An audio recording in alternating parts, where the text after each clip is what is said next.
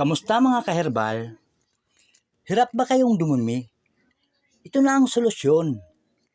Ang bunga ng kamyas na mabilis na solusyon para maging normal ang iyong pagdumi. Ituturo ko sa inyo kung paano gawin ang herbal na gamot ng bunga ng kamyas. Ngayon guys, ito yung aking pong mga kaherbal na ituturo sa inyo ang sikreto kung paano po yung masolusyonan yung ating mahirap magdumi, ano po. Kasi mga kaherbal, lalo na sa mga nagkakaedad na, minsan normal talaga yung minsan nahihirapan na dumubi. Kasi po pag nagkakaedad na mga kaherbal yung isang tao, talagang humihina na din po yung panunaw, ano po. So ito po yung gagawin natin. Kumuha lamang po tayo ng bunga ng kamyas. So ito pong kamyas, isa po itong mabisang gamot.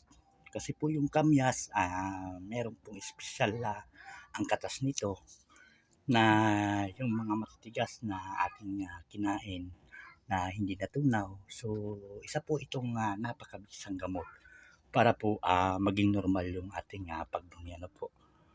So kumuha po tayo ng bunga nito, mga 20 piraso, ano po mga kaherbal.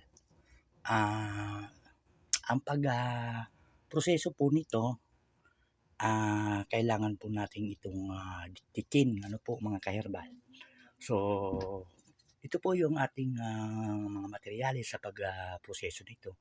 Kasi po ang kukunin po natin dito yung pinakang katas lang ng bunga ng kamyas, ano po mga kaherbal. So ito po kailangan nating hugasan para po nakakasiguro tayo na yung ating herbal ay 100% porsyento na malinis, ano po. So kasi po yung bunga talagang minsan naalikabok sa bunga nito. Siguraduhin po natin na malinis po bago po natin bayuhin. Mga ka-herbal, ang kahalagahan po pala nito, kasi lalo na sa panahon ngayon medyo taghirap. So ito po yung isa sa mga sikreto ko na naituro po sa akin ng aking pong ministro, na base po sa aking experience na napakabisang gamot sa mahirap dumumi. So ito mga ka-herbal yung gagawin natin. Kailangan po siguraduhin natin na malinis. Pwede din po natin isa-isahin yung paghuhugas, ano po. Kung halimbawa po pala gagamit tayo nito, so ang gagawin po natin mga ka-herbal, kailangan po natin na uminom nito at least sa isang linggo po mga 3 beses lamang, ano po mga ka-herbal. I-maintenance lang po natin ito sa loob ng 45 days, ano po. Para po 100% na yung mga kinain natin sa loob ng tiyan natin mailabas lahat.